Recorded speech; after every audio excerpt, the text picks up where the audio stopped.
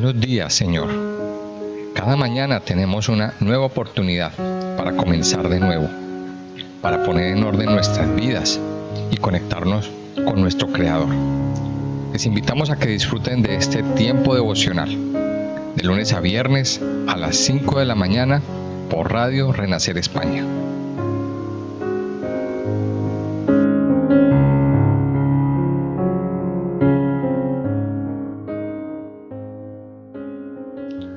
Muy buenos días a todos en esta mañana, sean todos bienvenidos a este tiempo devocional.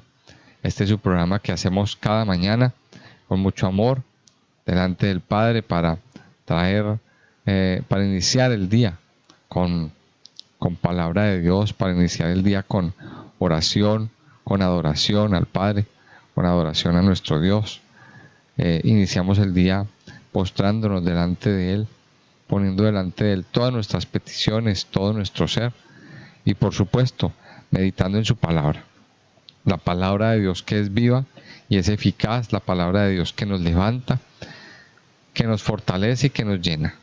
Vamos a la Biblia, vamos a continuar entonces con nuestro estudio de la segunda carta de Timoteo, esta vez en el capítulo 2. Vamos a la segunda carta de Timoteo, en el capítulo 2. Recordemos que esta carta de Timoteo, tanto la primera como la segunda, fueron cartas escritas desde la prisión y son cartas pues ya a nivel personal. Si las primeras cartas fueron escritas a la iglesia y tocando temas muy diversos, tocando temas de todo tipo, atacando, el apóstol Pablo atacaba problemas que habían en determinadas congregaciones y él ahí resolvía dudas, daba consejos y enseñaba acerca de lo que debe hacer la iglesia en cuanto a muchos temas. Pero en el caso de Timoteo y la siguiente carta, que es la de Tito, estamos hablando de que son consejos para un pastor, para alguien que está ejerciendo el liderazgo, para alguien que está ejerciendo el pastoreo, que se está haciendo cargo de una iglesia. Ahora, también otro punto importante que tenemos que aprender de las cartas de Timoteo es que aquí estamos viendo un relevo generacional. El apóstol Pablo sabía que su tiempo se le estaba acabando, que su tiempo era muy corto, que ya estaba para ser ejecutado y tenía que empezar a trabajar en alguien que siguiera con su labor. En otras palabras, alguien que tomara la antorcha. Y aquí nos cita el ejemplo de los atletas, el ejemplo de los atletas que bueno, en los Juegos Olímpicos hay una tradición que es pasar la antorcha de un atleta a otro hasta llegar al pebetero olímpico, hasta llegar a ese lugar donde se da inicio la ceremonia olímpica, donde se da inicio a los Juegos. Y lo mismo sucede en la vida cristiana. Hay que pasar la antorcha, hay que pasar la posta a una nueva generación. Y de eso se trata Timoteo, de eso se trata. El apóstol Pablo está dándole un consejo a alguien que lo va a reemplazar, a alguien que va a tomar su lugar. Y eso es lo que usted y yo tenemos que hacer también como cristianos. Empezar a edificar a alguien que en determinado momento pueda tomar nuestro lugar y pueda continuar con la labor que nosotros un día empezamos. Vamos al capítulo 2. Sigue aquí el apóstol Pablo dando consejos y dice así: Tú pues, hijo mío, esfuérzate en la gracia que es en Cristo Jesús. Lo que has oído de mí ante muchos testigos, esto encarga a hombres fieles que sean idóneos para enseñar también a otros. Tú pues, sufre penalidades como buen soldado de Jesucristo. Ninguno que milita se enreda en los negocios de la vida a fin de agradar a aquel que lo tomó por soldado. Y también el que lucha como atleta no es coronado, sino lucha legítimamente. El labrador, para participar de los frutos, debe trabajar primero. Considera lo que digo, y el Señor te dé entendimiento en todo. Acuérdate de Jesucristo, del linaje de David, resucitado de los muertos, conforme a mi evangelio, en el cual sufro penalidades, hasta prisiones, a modo de malhechor. Mas la palabra de Dios no está presa. Por tanto, todo lo soporto por amor de los escogidos, para que ellos también obtengan la salvación que es en Cristo Jesús, con gloria eterna. Palabra fiel es esta: si somos muertos con Él, también viviremos con Él. Si sufrimos, también reinaremos con Él. Si le negaremos, Él también nos negará. Si fuéramos infieles, Él permanece fiel. Él no puede negarse a sí mismo. Y aquí vemos en esta primera parte, entonces, cómo el apóstol le sigue dando consejos a Timoteo, a su discípulo. Y en estos consejos encontramos también consejos para nosotros a nivel personal, para los que anhelamos servir. Recuerden, no perdamos de vista el objetivo de la carta a Timoteo. La carta a Timoteo son palabras a aquel que quiere servir, aquel que está definido en su servicio. Yo creo que los que estamos aquí, de alguna manera, hemos hecho un compromiso de servirle al Señor. Ahora, ese servicio a Dios tiene que ser con excelencia. Tenemos que hacerlo bien. Y aquí nos está diciendo el Señor, lo primero, en estos primeros 2 versículos, que son la introducción del capítulo: esfuérzate en la gracia que es en Cristo Jesús. Lo primero que nos dice es: esfuérzate. Vamos a mirar estas 2 palabras brevemente. Esfuérzate. Esfuérzate en la gracia. Esfuérzate en alcanzar las cosas espirituales. Mire, las cosas espirituales requieren de un esfuerzo, requieren de una dedicación. No es fácil permanecer en la gracia. No es fácil orar. No es fácil estudiar la palabra de Dios a las 5 de la mañana. No es fácil. Pero la Biblia nos está diciendo, nos está dando un consejo: esfuérzate. Y es prácticamente es un consejo parecido al que Dios le daba a Josué en el capítulo 1, versículos 8 y 9. Mira que te mando que te esfuerces y seas valiente. No temas ni desmayes, porque Jehová tu Dios está contigo donde quiera que vayas. Mira, es el mismo consejo. Y ahora me parece impactante es el hecho de que Dios da el mismo consejo, porque Dios es eterno. ¿Cuántos años han pasado entre Josué y Timoteo, por ejemplo? Más de 2000 años, más de 3000 años, por lo menos 3500. Pero el consejo de Dios sigue siendo igual. El consejo de Dios no cambia. Y Dios nos sigue diciendo lo mismo: esfuérzate. Esfuérzate en la gracia. Yo le doy gracias a Dios por los que estamos aquí, porque hemos entendido que Dios quiere hacer algo grande en nuestras vidas, y aquel que ha madrugado se ha esforzado. Pero ¿qué pasa con tantos que a esta hora aún no se han levantado? Mire, es necesario esforzarnos para ver la bendición de Dios. Es necesario que usted se esfuerce en levantarse temprano. Los que están escuchando este audio en diferido, porque aquí queda la grabación, y seguro más tarde lo escucharán. Yo les doy un consejo: aprendan a esforzarse en buscar a Dios. Aprendan a esforzarse en levantarse cada mañana, a hablar con Dios, a ver el rostro de Dios. No se conformen solamente con escuchar un devocional al mediodía o en otro horario. Mire, la vida cristiana requiere de esfuerzo, y ahorita, con la ilustración que el apóstol Pablo va a presentar o presenta, lo vamos a entender mucho más. Dice: lo que has oído de mí ante muchos testigos, esto encarga a hombres fieles que sean idóneos para enseñar también a otros. En otras palabras, lo que el apóstol Pablo le está diciendo es: transmita lo que usted está recibiendo. Aprenda a transmitir su conocimiento. No se quede con ese conocimiento guardado. Y esta es la misión. Podríamos catalogar este versículo 2 como la misión que nosotros tenemos como hijos de Dios, como pertenecientes a una familia en la fe. Nuestra labor es encargar a hombres fieles que sean idóneos para enseñar también a otros, también desde otro punto de vista, de quién nos estamos rodeando, de quién nos estamos rodeando. Aquí nos dice, nos habla de hombres fieles e idóneos. Esa es nuestra misión, formar hombres que sean fieles y que sean idóneos para enseñar, que estén capacitados. Yo le pido al Señor cada día que esta iglesia, Renacer Evangelista Internacional, sea una iglesia de hombres y de mujeres fieles e idóneos, e idóneas, para enseñar a otros.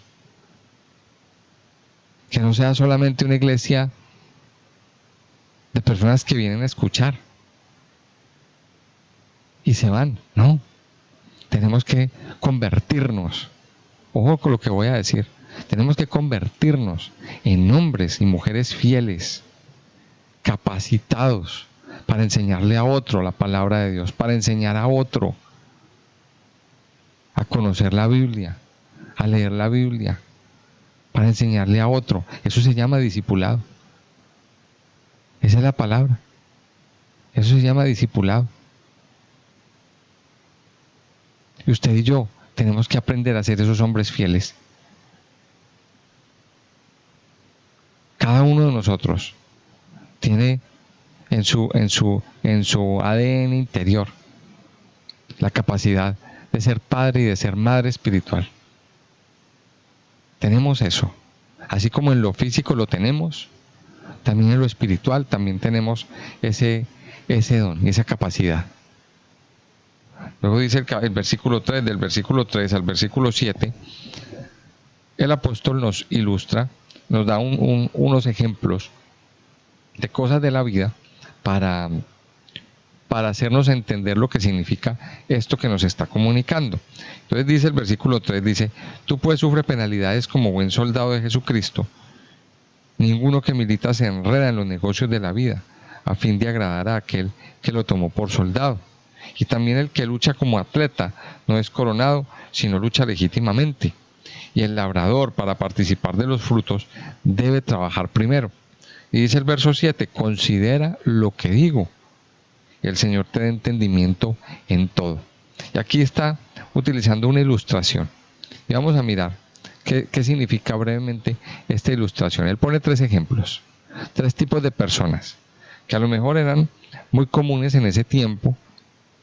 Recordemos que Timoteo estaba en Éfeso, liderando la iglesia de Éfeso, y Éfeso era una nación, era un país griego, era un país muy helenista, muy impregnado de la cultura griega.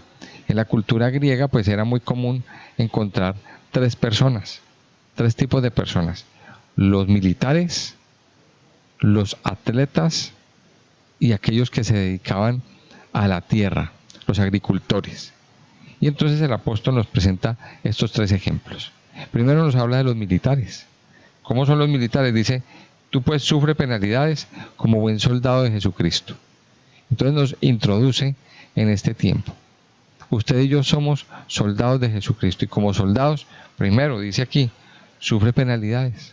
O sea, si una persona decide ingresar al ejército, como quiera que se llame ese ejército, y en las distintas partes que tiene, tenemos que estar sometidos a ese régimen, a esa disciplina. Tenemos que estar sometidos a cumplir esas normas que ponen los superiores. En el ejército hay una disciplina militar, hay unos rangos militares que deben de ser obedecidos. Dice, tú pues sufre penalidades como buen soldado de Jesucristo. Dice el verso 4, ninguno que milita se enreda en los negocios de la vida, a fin de agradar a aquel que lo tomó por soldado. El ejército tiene unas características. Hay uniformidad, hay disciplina. El soldado tiene que entrenarse permanentemente. Los que pertenecen al ejército suelen hacer una cosa que se llama las maniobras. Y cada cierto tiempo se los llevan a determinados lugares a hacer maniobras militares. Eso es un entrenamiento. Eso se llama un entrenamiento. ¿Para qué? Y se entrenan ¿para qué? Para que cuando llegue la guerra o el tiempo de crisis, ese tiempo de crisis no los coja desprevenidos. Dios a nosotros nos entrena como soldados. ¿Y en qué nos entrena? ¿En qué tiene usted que entrenarse? En la oración, en el ayuno, en la lectura de la Biblia. Mire, todo esto es un entrenamiento para nosotros. Ahora recuerde esto, la fe de un cristiano no se prueba en los tiempos fríos. La fe de un cristiano no se prueba en los tiempos donde todo sale bien, donde todo está bien. El tiempo donde todo está bien tiene que ser un tiempo de entrenamiento para usted, para nosotros. El tiempo donde tenemos empleo, donde tenemos salud, donde marcha todo muy bien con nuestra esposa, con nuestro esposo, en nuestro hogar, donde hay salud, donde todo marcha, donde hay prosperidad, donde hay una buena capacidad económica. Ese es el tiempo donde usted y yo tenemos que entrenarnos, donde usted y yo tenemos que aprender a orar, donde usted y yo tenemos que clamar. ¿Sabe por qué? Porque va a venir el tiempo de prueba. Después de esos tiempos de calma, siempre vendrá un tiempo de prueba. Siempre vendrá el tiempo de guerra, donde vamos a empezar a ser bombardeados, donde vamos a empezar a ser atacados. Y en ese tiempo de guerra, si usted entrenó, si usted se capacitó, no se va a volver loco, no se va a desquiciar, no va a terminar con un colapso, que es lo que le pasa a muchos, que en tiempos buenos ni oran, ni buscan a Dios, ni leen la Biblia, ni nada de eso. Y cuando viene el tiempo del ataque, cuando viene el tiempo de la prueba, cuando viene el tiempo de todo esto, se vuelven como locos, se les brotan los ojos, se les sube la presión. Y ay, sí, Señor, ¿qué hago? ¿Qué hacemos? Ay, no, en estos tiempos es donde tenemos que entrenarnos. Y es lo que nos está diciendo aquí la palabra de Dios. No deje de hacerlo. Usted tiene un recurso, que es la oración. Por favor, entrene. Luego nos dice aquí, en el versículo 5, bueno, utiliza el versículo 5 y el 6, utiliza otros dos ejemplos. El deportista, el atleta y el labrador. ¿Qué pasa con un deportista? El deportista, al igual que el militar, tiene una disciplina. El deportista sabe que tiene una meta. Es una competencia. Llegar a la meta. Ganar el campeonato. Ganar el trofeo. Llegar primero. Pero para llegar primero, tiene que entrenar. Tiene que abstenerse de muchas cosas que le perjudican. Tiene que abstenerse de ciertos alimentos, de ciertas comidas, de ciertas compañías. El atleta, el deportista sabe que hay unos horarios de entrenamiento que debe cumplir. Pero aquí nos dice algo bien especial, dice, el que lucha como atleta, también el que lucha como atleta no es coronado, sino lucha legítimamente.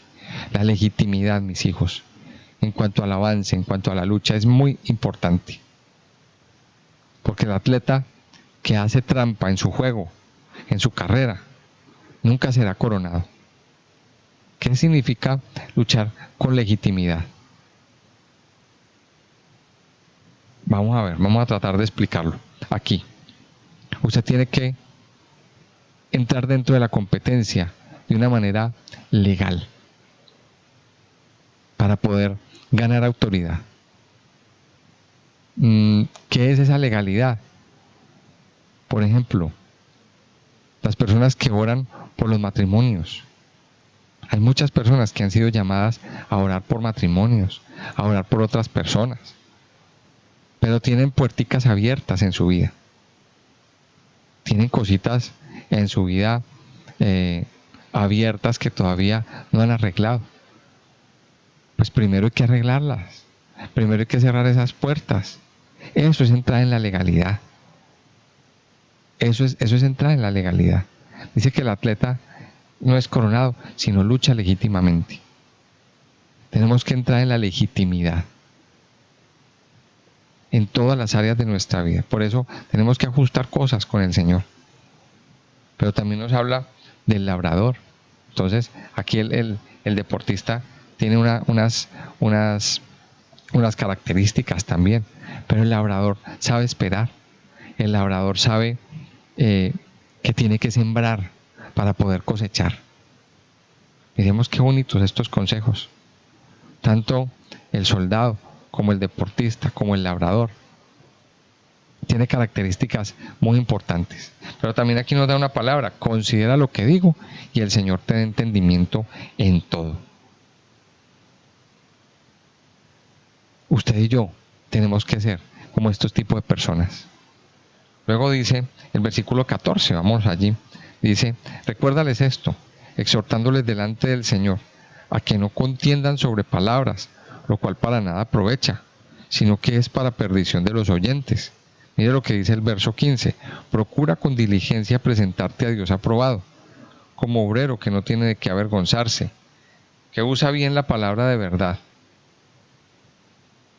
mas evita profanas y vanas palabrerías, porque conducirán más y más a la impiedad, y su palabra carcomerá como gangrena, de los cuales son Himeneo y Fileto, que se desviaron de la verdad, diciendo que la resurrección ya se efectuó, y trastornan la fe de algunos. Pero el fundamento de Dios está firme, teniendo este sello: conoce el Señor a los que son suyos, y apártese de iniquidad todo aquel que invoca el nombre de Cristo. Pero en una casa grande no solamente hay utensilios de oro y de plata, sino también de madera y de barro. Unos son para usos honrosos y otros para usos viles. Así que si alguno se limpia de estas cosas, será instrumento para honra, santificado, útil al Señor y dispuesto para toda buena obra. Huye también de las pasiones juveniles y sigue la justicia, la fe, el amor y la paz, con los que de corazón limpio invocan al Señor. Pero desecha las cuestiones necias e insensatas, sabiendo que engendran contiendas. Porque el siervo del Señor no debe ser contencioso, sino amable para con todos, apto para enseñar, sufrido, que con mansedumbre corrija a los que se oponen, por si quizás Dios les conceda que se arrepientan para conocer la verdad, y escapen del lazo del diablo, en que están cautivos a voluntad de él. Y aquí sigue dando consejos. Y bueno, como no nos queda mucho tiempo, voy a tomar aquí solamente uno. Procura con diligencia presentarte a Dios aprobado, como obrero que no tiene de qué avergonzarse, que usa bien la palabra de verdad. Miremos este consejo. Procure con diligencia, amado Hijo de Dios, presentarse a Dios aprobado. Y otra vez, en otras palabras nos está diciendo lo mismo: use la legitimidad. Pero aquí habla de una palabra: procure con diligencia. ¿Qué es la diligencia? Otra vez, hacer el esfuerzo. Esfuércese a hacer las cosas bien. Esfuércese a poner todas sus cosas en orden. Procure con diligencia presentarse a Dios aprobado. Y ese es el consejo que el apóstol nos da y nos está dando en este tiempo. ¿Qué tanto estamos buscando la aprobación de Dios? Preséntese a Dios. Ahora, no es estar aprobados bajo nuestras normas, bajo nuestras reglas. No, es estar aprobado bajo las reglas de Dios. Esto es lo más importante. Recuerde que la Biblia nos enseña que una cosa es lo que pensamos nosotros y otra cosa es lo que piensa Dios. Los pensamientos del hombre son muy diferentes a los pensamientos de Dios. Son muy distintos. Dice que nosotros tenemos que ajustarnos a la norma que Dios nos presenta. Dice: procure con diligencia presentarse a Dios aprobado, como obrero que no tiene de qué avergonzarse, que usa bien la palabra de verdad. Y sigue dando consejos: evite las palabras evite las profanas y vanas palabrerías, porque conducirán más y más a la impiedad. Luego dice más adelante que huyamos de pasiones juveniles, que huyamos de las pasiones. Ahora, ¿por qué el apóstol le dice esto a Timoteo? Porque Timoteo era un muchacho, y los muchachos suelen dejarse llevar por esas pasiones juveniles, por esas emociones, por esas situaciones en su carne. Dice, huya de las pasiones juveniles. Y es también un consejo que a pesar de que, bueno, a pesar de que nosotros pues no somos jovencitos, pero esas pasiones pueden aparecer en nuestra vida. ¿Y cuál es la palabra que utiliza el apóstol aquí? Huye. Huye de ese tipo de situaciones. Huye de esas tentaciones. Huye de todo aquello que puede causar una posible caída. Mire, de lo que está pasando en estos tiempos, yo creo que nosotros podemos sacar una lección muy grande.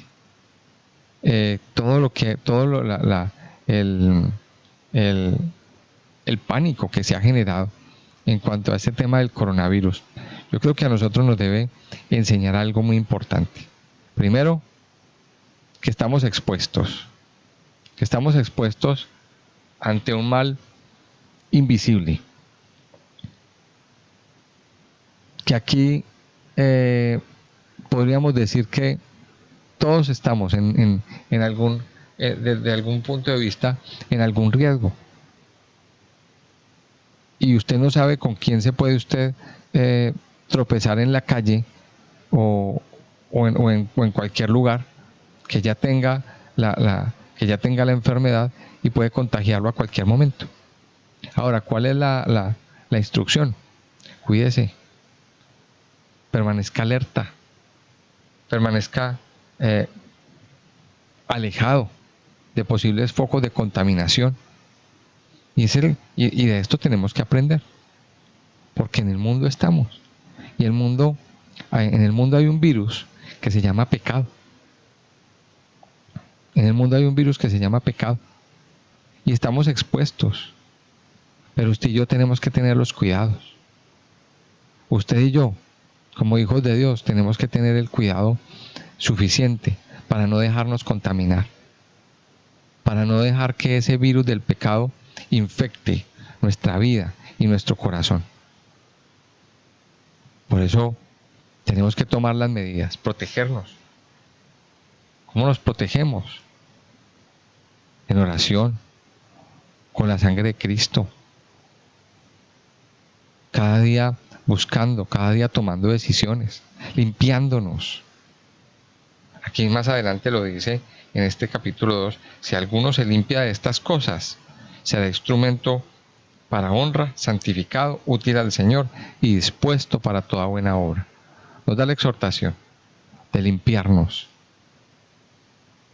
Y cuando nos limpiamos, estamos protegidos de ese virus que quiere venir a dañarnos.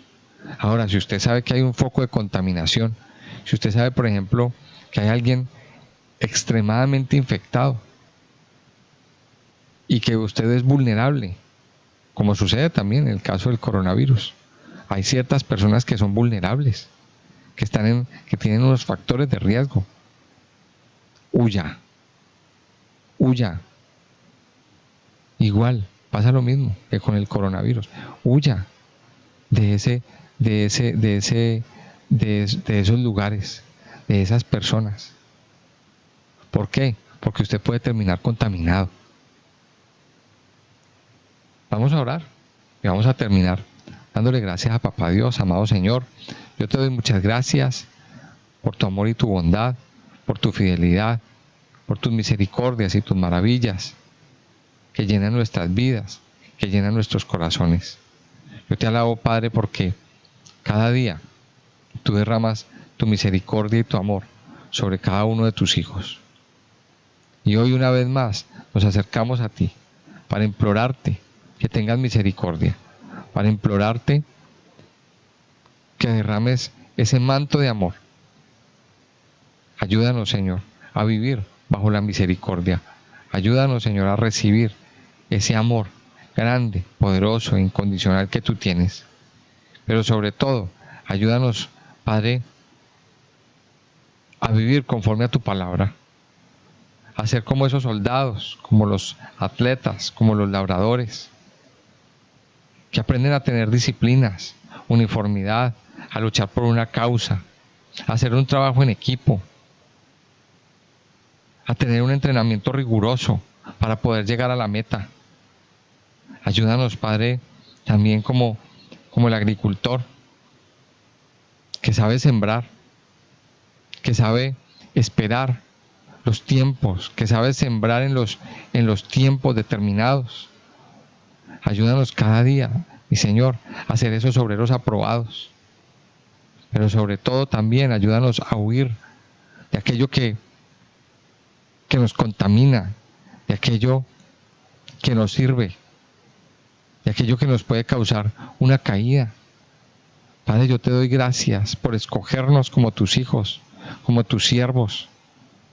Ayúdanos cada día a tener entendimiento en todo, a seguir con toda buena obra, a seguir buscándote, a seguir apartándonos del mundo, pero acercándonos a ti, Señor. Padre, gracias por tu bendición, por tu amor y tu bondad, por tu fidelidad sobre nuestras vidas. Yo te alabo, Padre, y te bendigo en esta mañana. Te pido que te quedes con nosotros, que nos permitas seguir comprendiendo tu palabra y que tu palabra llene y llegue hasta lo más profundo de nuestra vida y de nuestro interior. Gracias, Padre, por tu misericordia. Gracias por tu amor y tu bondad. Gracias por la protección que nos das en este día. Protégenos, Padre bueno, de todo virus, de toda bacteria, de toda pestilencia que ande en oscuridad, que ande en medio de la noche. Guarda nuestras vidas, Señor, y guarda la vida de nuestras familias en estos tiempos de crisis, en estos tiempos donde estamos expuestos a ese virus mortal que anda rondando por la tierra, por todos lados. Yo te alabo y te bendigo, Señor, en el nombre precioso de Jesús. Amén y amén.